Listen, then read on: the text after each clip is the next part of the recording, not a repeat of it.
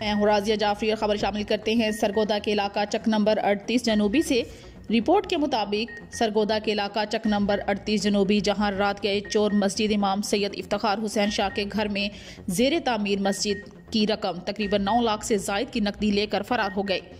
चोरों ने gun point पर रात को घर में मौजूद अफराद को यरगमाल बनाया और लाखों रुपए की नकदी ले उड़े।